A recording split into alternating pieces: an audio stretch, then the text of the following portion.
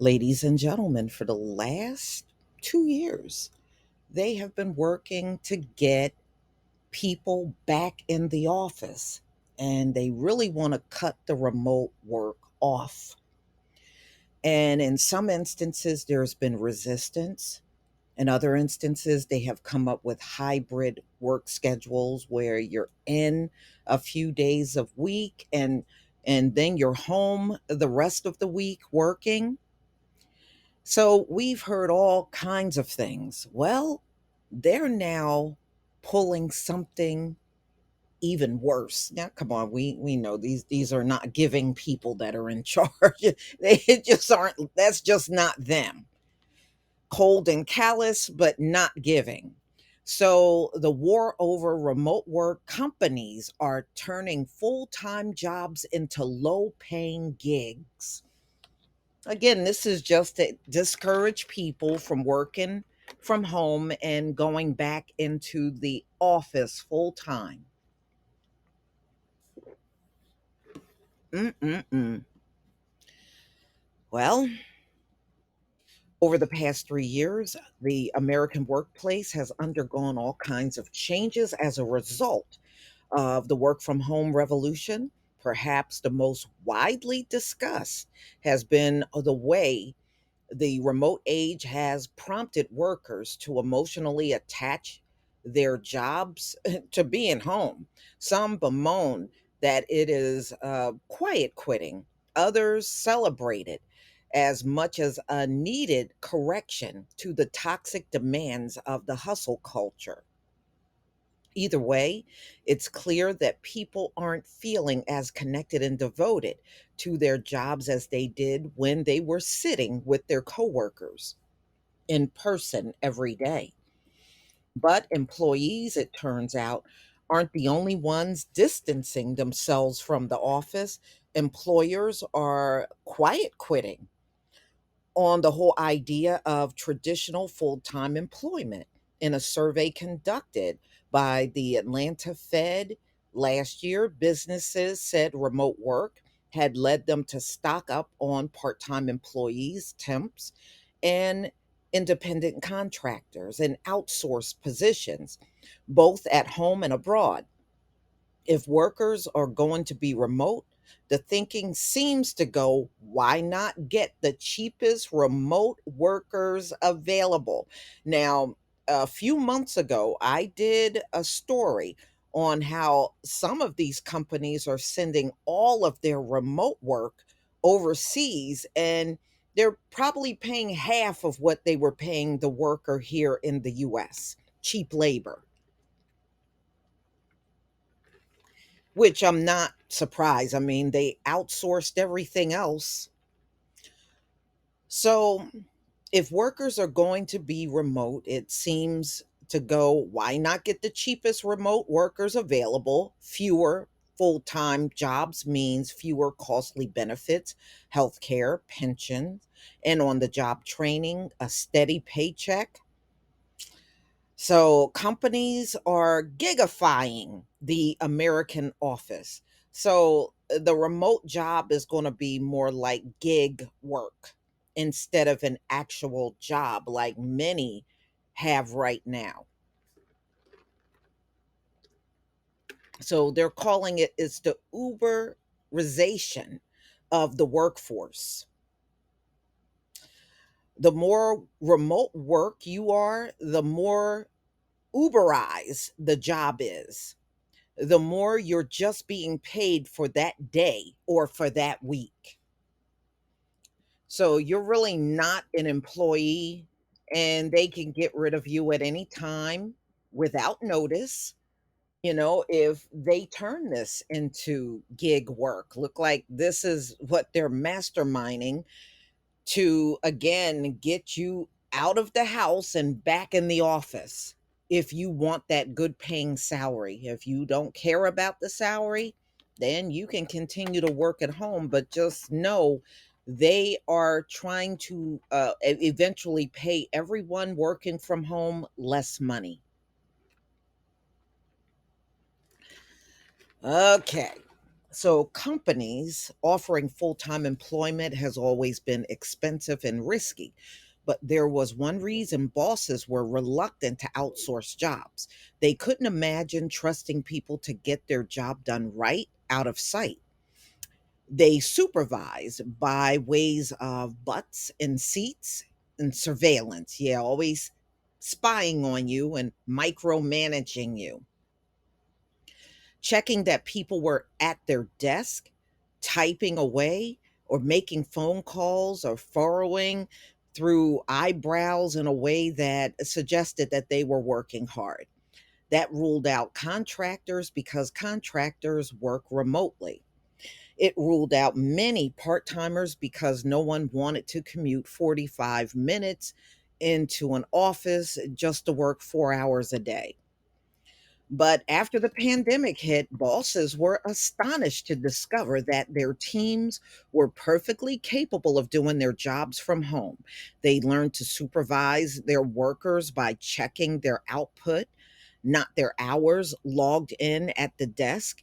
And that turned into, made them more comfortable with the idea of hiring far flung contractors or part timers who could put in a few hours a day from home and a remote environment. Even full time employees started to feel more distant, less likely than a cliche that they were family, and more like faceless avatars on Slack. Well, the bottom line is, like I said, it eliminates daycare.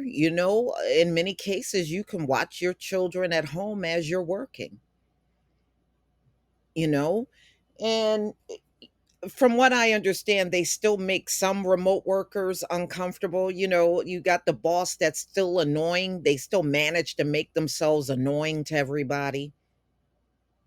So, anyway, if somebody's coming into your site 5 days a week, week in and week out, it feels like they're your employee. You want to give them health care, a pension, train them up, and have them as a long term part of the firm. But as soon as they're not on site, managers are thinking it's not so obvious. They want to pay all those additional costs. Employees aren't mixing. They aren't talking over lunch about kids. They are less loyal to the company. I do hear this from companies. The more remote work somebody is, the more transactional it feels. No, they just don't have you in the office abusing you all the time. That's why they feel that way. See, before it was all this office harassment and all this job harassment going on. They can't do it quite easy, but I have read that some bosses go online being a nuisance to their employees, even remotely, you know, but it's a lot less of it. See, they can't do all the office gossiping and all the, see, all of that's eliminated. And that's the stuff they love to thrive on. And they just can't do it no more. So, other surveys, and you know what? I don't know, but it's really one of those things that varies. Now, I was looking at some companies. They were happy to have their people remote, like Amazon. They're happy to have their people remote because they said it eliminates all these buildings that they have to lease. They don't have to lease all these buildings, and they're actually saving money by not having their employees in office. Now, some see it that way, and some, of course, don't. All right, so other surveys confirm the shift away from full time employment. So it's estimates that independent workers, a category that includes gig, contract, freelance, and temporary workers, now make up 36% of the workforce. That's up from 27% in 2016. On Gusto, the payroll platform for small businesses, the average company retains one contractor for every 5 employees, a ratio that has jumped 63% since 2019. The services that made it easier for employers to hire and manage independent workers have been among the biggest winners of the pandemic. At Deal, which helps companies hire abroad, annual reoccurring revenue has hit $295 million, up from $4 million in January of 2021. Whether all this is a good thing or a bad thing depends on one critical question. Are employees being forced into independent work because they can't find full time jobs, or are they opting for gig work because they prefer it? So, they were asking during the survey for people to identify the main reason they're working in contracting, freelance, or temporary working jobs. 25% cited freedom and flexibility, their arrangement offer. Another 25% said they enjoy the work. So they enjoy the work that they do from home. Everybody has their own reason for stepping away from the full time grid. Digital nomads don't want to be tied by a single job. 60 something want a lighter work schedule as they near retirement. New parents resisting corporate America return to office dictates Gen Zers have lost their soul's income in mass layoffs that accompanied, the shutdown. See a different kind of job security in having a diversified portfolio of side hustles. Good or bad, the push to hire more part time or contract workers will provide an overall boost to the economy. After all, for those who otherwise wouldn't have or couldn't have worked at all, a job, even if it doesn't come with the perks of being full time employees, is better than no job at all.